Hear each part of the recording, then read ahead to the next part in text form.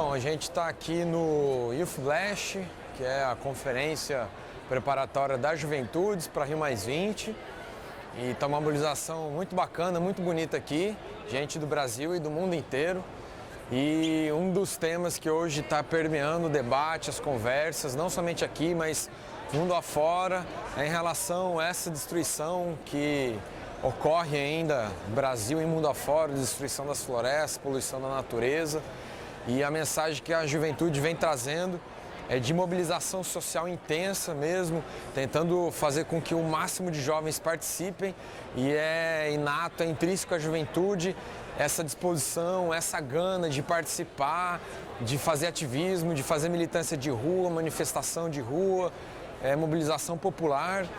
E, na minha avaliação, isso é de extrema importância, porque realmente é só com o povo na rua que a gente mostra para os tomadores de decisão o que a população está querendo. E a população hoje já está bastante consciente de que não é mais necessário derrubar floresta, não é mais necessário destruir a natureza para que a gente continue produzindo alimento, para que a gente continue tendo desenvolvimento, né? Que a gente precisa de um desenvolvimento que de fato seja sustentável, e para ser sustentável a gente precisa das florestas em pé.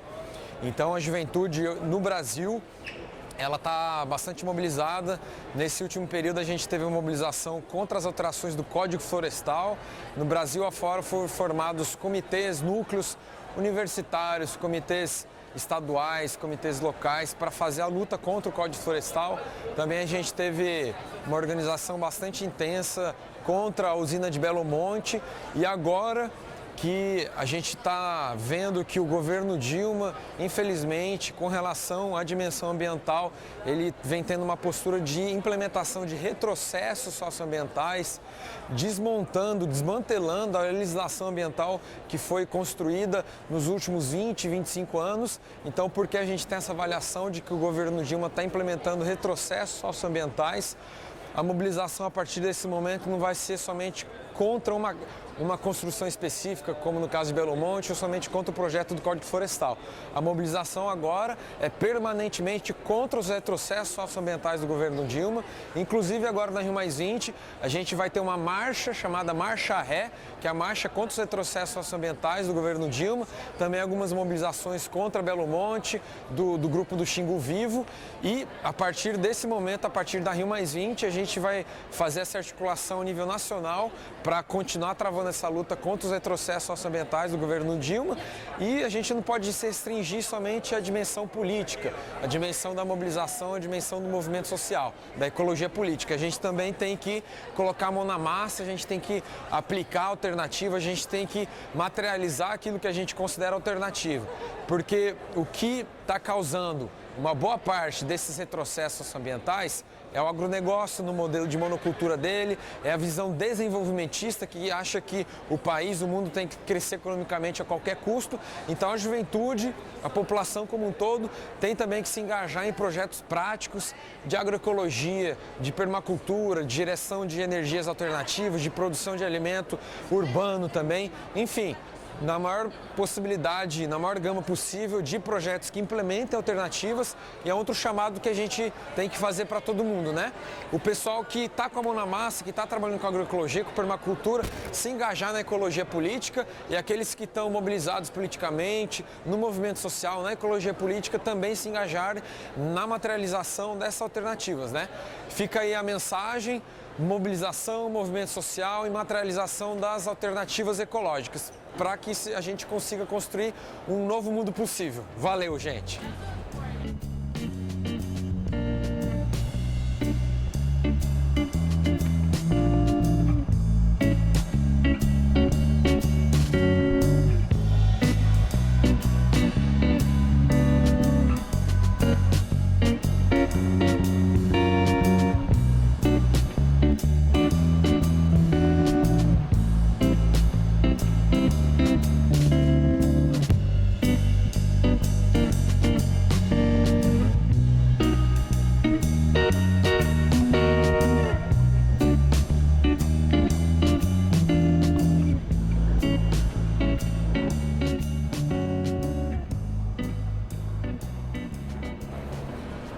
Bom, no Brasil, desde quando o Brasil foi, entre aspas, descoberto, na verdade colonizado pelos europeus, a gente teve uma devastação extremamente intensa, principalmente da Mata Atlântica.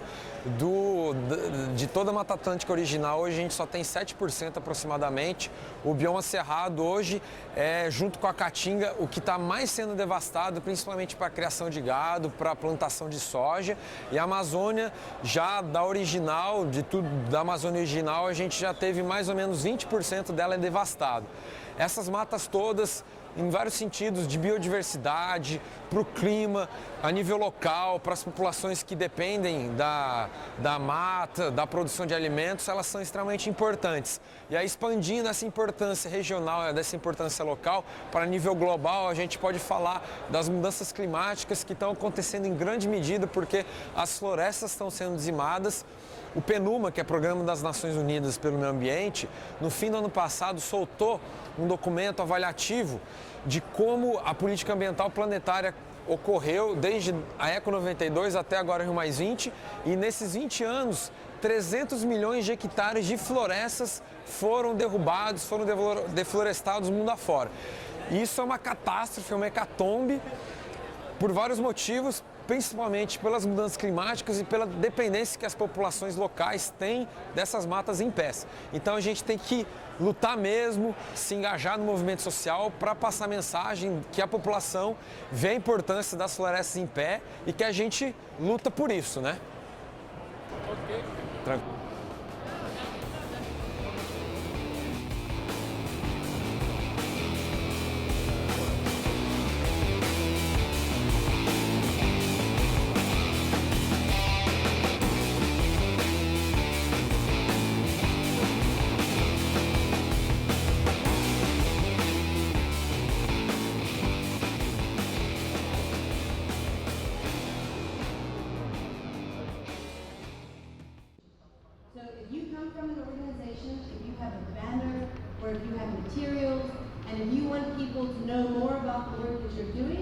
Please sign your name and your organization up on the sheet, and we will find a way to have a great day. And we're going to start the session.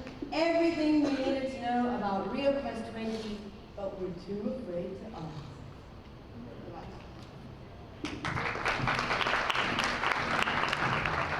Bom dia and good morning, everyone. I hope you enjoyed the energizers, so we can start answering some questions.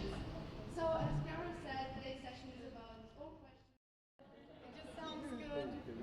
Okay, Rio+20 is an amazing opportunity for us to share our voice with the world.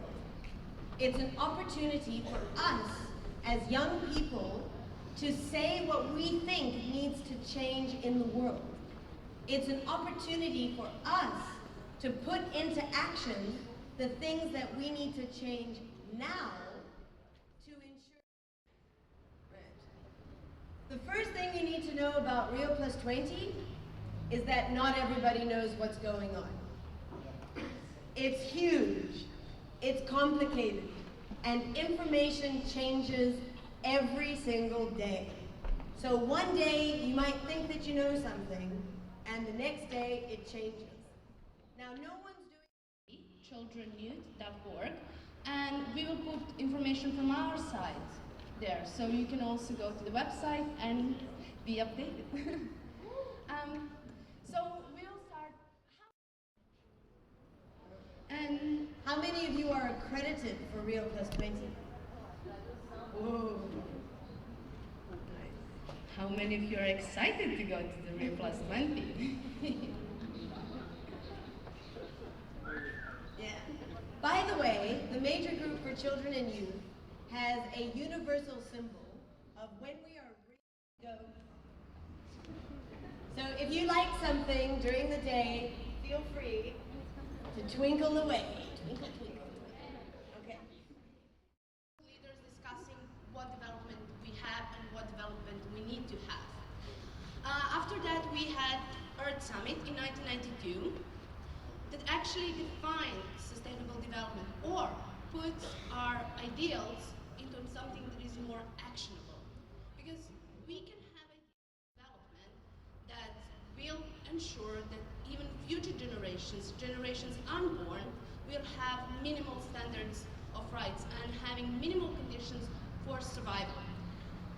What Agenda 21 said is that also civil society, or everyone who is not a government, or that official structure organization should be involved in the process and give us... Put together by volunteers. So you'll see that we ask for a lot of volunteers.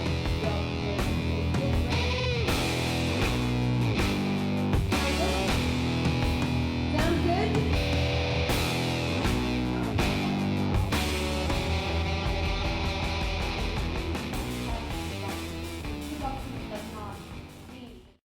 And to add to that, one of the most important things about these kind of conferences is to link them with discussions, other discussions that are happening globally as well.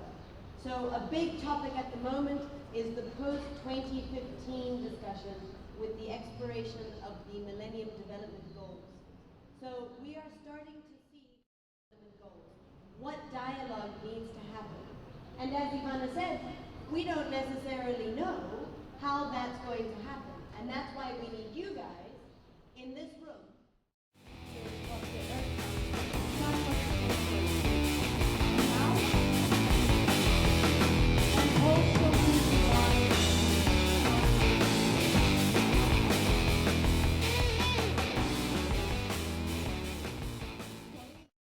That what governments are doing isn't enough. Serve as inspiration for the other major groups, or maybe a little bit more world weary than we are. So we have the energy, and I think it's our job to really work with them to deliver a stronger civil society message. So not just coming from us, but really broadening a support around a more radical, much more progressive message than is contained in the future we want, because the future we want isn't necessarily the future we expect from all the rich nations that are so much in trouble with all those huge debts. We never just say, someone or something that we don't like. We give a concrete action about what the youth are in a really amazing position with our knowledge and our understanding of social media. What we can do with social media is incredible. All of the statements that the major group writes are open to everybody within our constituency. We have an open document like a Google Doc or a Pirate Pad, and people can contribute. This is something that we've started to share with the other major groups. I'm not typing, but words are coming up. How did it happen? What's going on? So it's a real opportunity for us to share the knowledge that we have and to work with other members of civil society to have a stronger...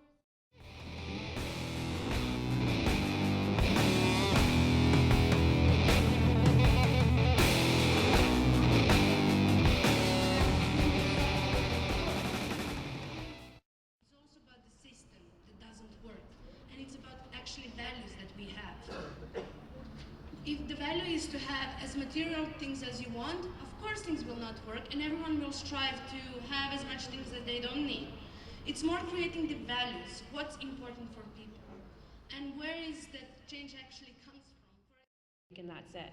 And I think it's very important to keep in mind that we should welcome in new voices that are also learning and also want to have things and not immediately push them away because they aren't changing the way we thought they should change. And change is not...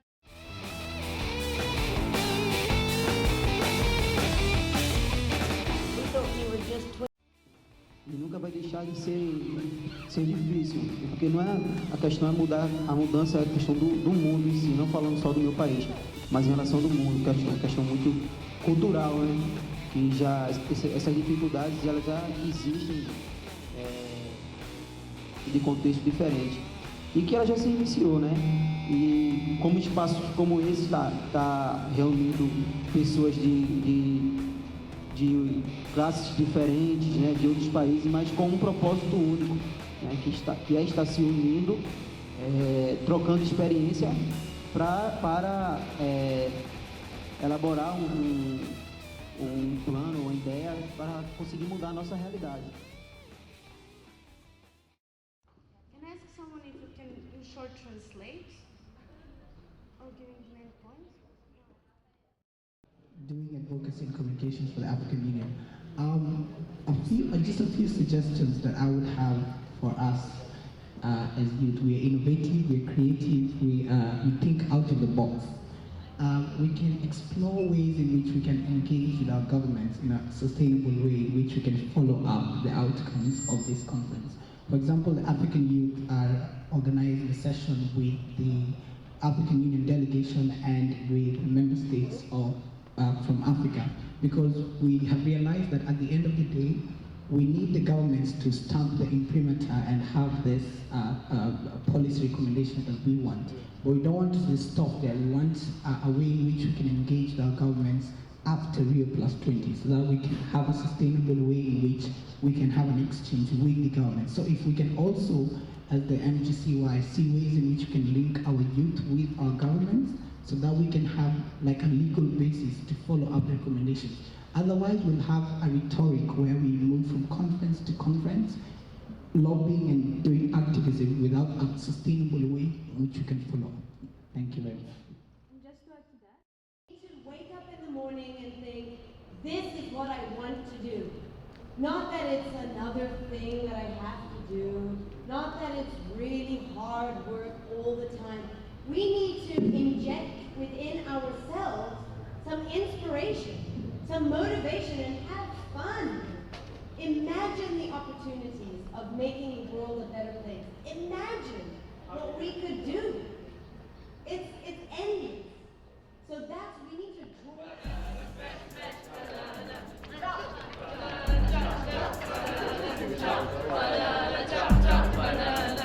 Shake banana, shake banana, shake banana, shake banana, sweet banana, sweet banana. Bananas of the world!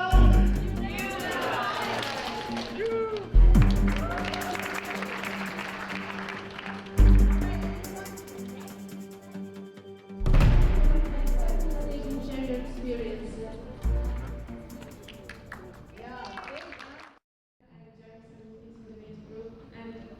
I've been on the mailing list and on many calls. We have facilitation calls, and then when I found out that I could actually be in Rio myself, I became much more involved in preparation for the youth blast, because I decided that I wanted to come some weeks earlier so that I could really have. We had volunteers, we had communication, we had a whole. But maybe meanwhile we could have another question. There's no state contributing to the major group, which is, it has lots of challenges, but actually All sorts of things that like really gave a bad name to Greece. I came back to my country after 13 years of studying and working abroad. I went back there like 6 months ago, and I discovered a totally different. Like the Brazilians, like people that would get together with others, maybe be friendly with others to about the blueprint that we have here. So this made us strong people to get used to this situation that is occurring now. Like the last couple of years, we had good news about that we have Olympics, World Cup, and even Rio+20 and other events. And you know, like the persistence of our people made us change and make us fight to see the light at the end in the future. And I think that this idea, this kind of thinking can help other countries that are experiencing this situation now to be better for the future. I think what we can take from that as young people is that the whole economy is a constructive thing, and the market is a constructive thing, and we can have such a different world. As it's presented by some, not by all, and it doesn't have to be our understanding of the green economy, but a large part of the green economy idea is to actually open up everything and financialize everything. and to make the market have its in every aspect of our lives. Well, with regard to that question, I think it's really important to be aware that the same workforce system that's caused the economic crisis is causing the environmental crisis. It doesn't make sense to look at it as how can we fix the environmental crisis. United vision of what we want as the alternative, and I don't want to make a point about the previous questions, which is there still a chance to contribute to the position or the lobbying points of the youth delegation? I don't know if that's already closed. Access to the internet, not everyone has a computer. Maybe we could make a giant.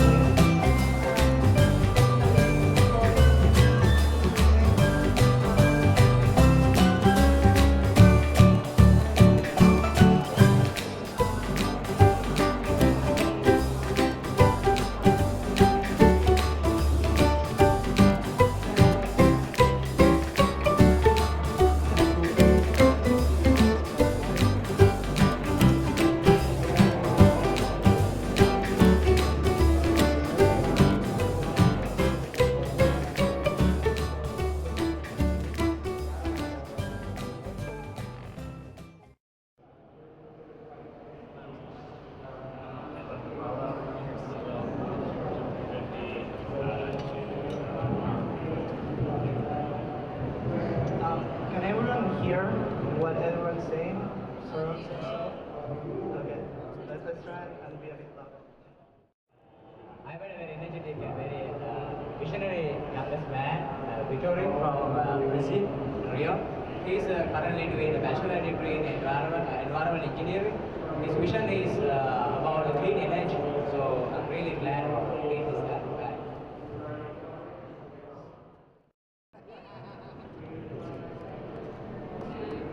I just dropped it, and my name is Katrina from Sweden.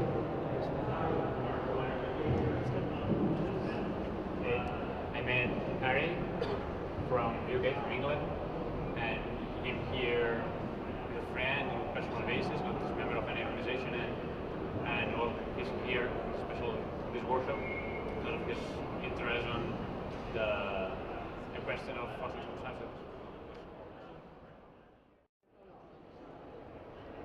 I spoke to Bruno, he's from Rio, he's a Carioca. He's really interested in environmental issues, especially around here, and he really loves samba as well. Hi, my name is Pedro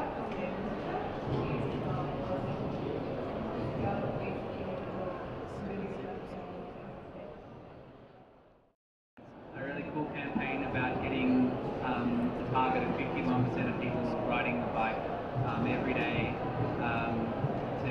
by 2030.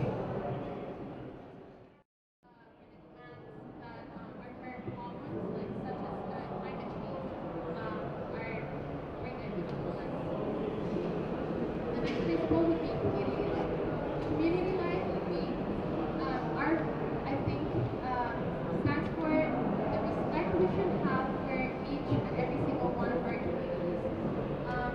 We think that each community is unique and we all face different problems. We all have different ways of facing those problems. We all are coming up with different solutions on an individual and on a community level. We believe that we can all contribute to coming up with solutions to climate change and make for a more sustainable world.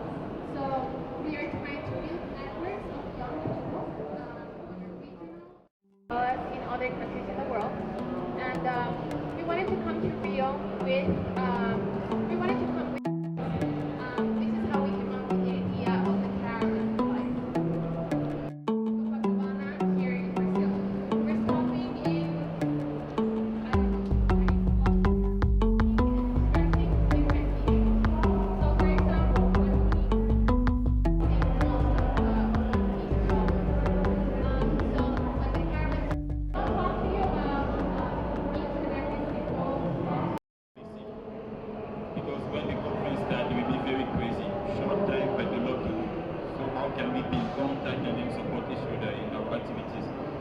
can we support our member state for the policy side?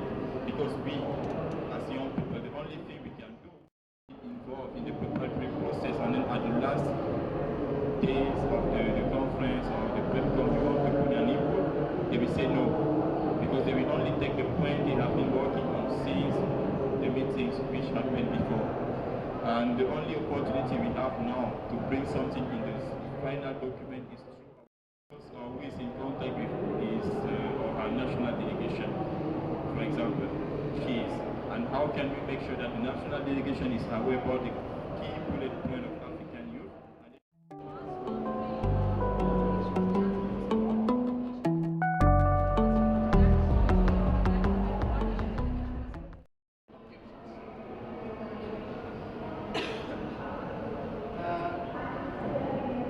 Firstly, China's sexual selection policy, it's a problem of the past in a way, because we have been brought up in that mode of thinking that the male child is more valuable than the female child.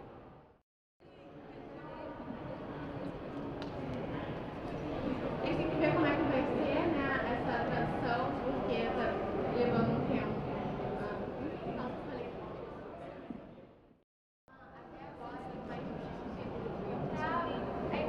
Mas a proposta não vou poder falar tudo, porque você tem 10 minutos para apresentar, então eu vou falar os principais pontos do que seria o meu a apresentação para vocês, do que seria o planejamento participativo, enfim. Eu queria falar com o panorama histórico, seria o seguinte: o tema do meio ambiente ainda é muito recente para criar uma solução concreta para isso. É muito difícil criar um consenso, principalmente em países desenvolvidos e em desenvolvimento. Isso foi mostrado na conferência que foi discutido a questão do crescimento zero, e houve um debate muito grande sobre como é que seria esse desenvolvimento zero, esse crescimento zero. Como é que ficariam os países em desenvolvimento? Eles não teriam direito de se desenvolver? Aí haveria uma discrepância ainda maior entre os países desenvolvidos e desenvolvimento. Então, e hoje ainda existe essa questão, esse debate, e é uma dos pontos que a gente não consegue entrar em consenso, não consegue tirar uma resolução disso. Eles não vão ter uma solução concreta, eles não vão ter, enfim, algo suficiente que resolucione os nossos problemas atuais.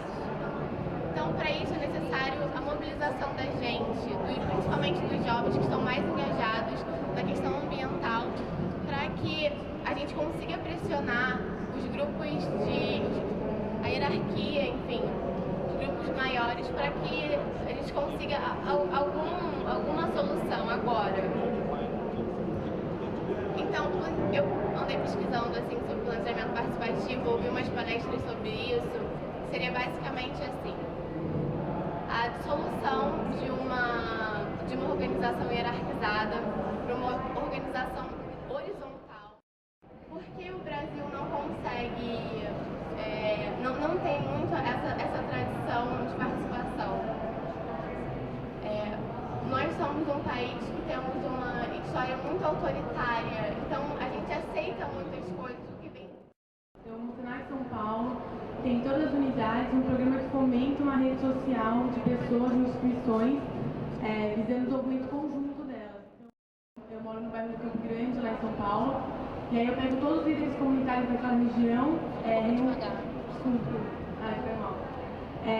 a gente se reúne uma vez por mês e aí a gente discute projetos, propostas, e aí a gente participa de eventos como rede social, como se fosse uma rede virtual, muito mais fortalecida.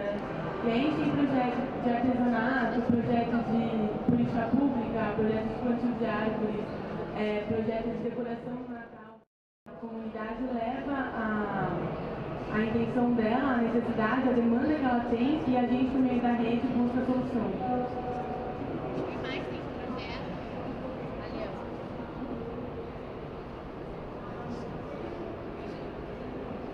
Na verdade, não é um projeto, eu queria fazer um questionamento. Você falou que no Brasil a gente tem essa coisa de ficar, de não fazer protesto. A gente foi o primeiro país a conseguir tratamento de AIDS gratuito dentro do Sistema Único de Saúde, e isso não foi uma conquista do governo, isso foi uma conquista do movimento social, isso foi uma conquista das pessoas que se organizaram para conseguir. A Europa, sim, ela tem uma cultura toda de protesto na rua? Tem, mas porque a gente tem um contexto totalmente diferente. A gente tem um contexto brasileiro e a gente tem um contexto europeu. Eu acho que isso é importante a gente não negar e não tem como a gente fazer comparações nessa relação. E eu acho que não só isso, mas outras questões, como a gente tem a conferência de mulheres, a gente tem conferência de mulheres, a gente tem várias conferências. A gente ainda está longe de atingir vários dos nossos objetivos, mas daí também falar que não está acontecendo nada. Conselho Nacional de Juventude, representando a ABGT, Associação Brasileira de Lésbicas, Gays, Bissexuais, Travestis e Transexuais. Dentro desse diálogo que a gente vem traçando aqui, desses trabalhos de mobilização social, a gente traz algumas experiências que são bem sucedidas no Brasil. Eu acho que a gente tem que trazer em contraponto desse diálogo algumas experiências que já deram sucesso aqui no Brasil. Eu acho que uma grande mobilização, também trazendo de outra realidade também, a gente tem nossa... And it feels like something is a perpetual of always ended.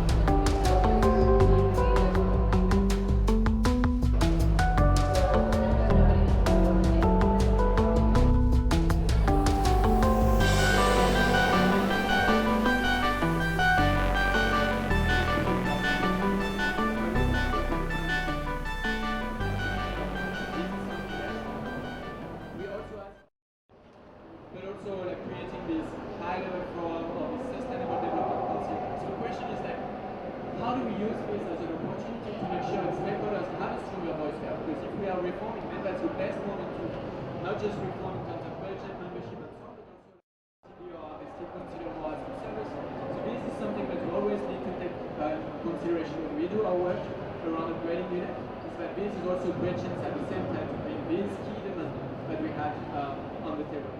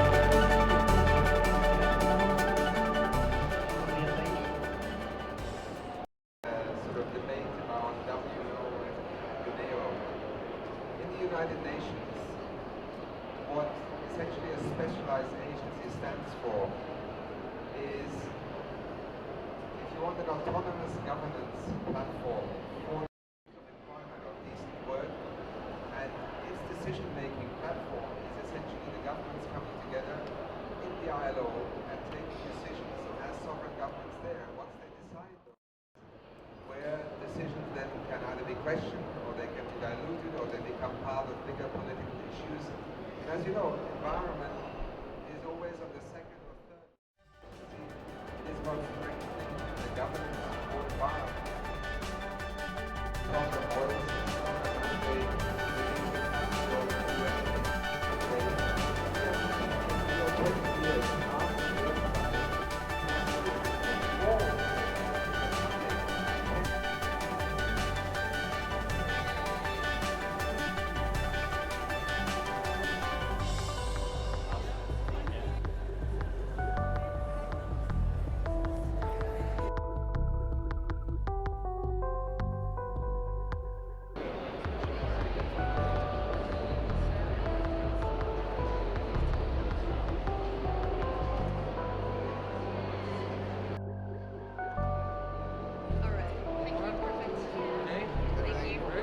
Guys, thank you very much. You're doing fantastic work. Good luck, and I hope to see you at the other end. Carne. Então nós falamos que a maior parte do desmatamento da Amazônia, por exemplo, é feita para abrir pasto ou para abrir plantação de soja para o gado, né? Fala que 1/5 do aquecimento global é causado por esse setor pecuário e brinca um pouco com esses movimentos ambientalistas que não levam em conta o todo, o florestismo, que leva em conta apenas as florestas, o pandismo, que quer proteger os animais fofinhos como os pandas ou as baleias.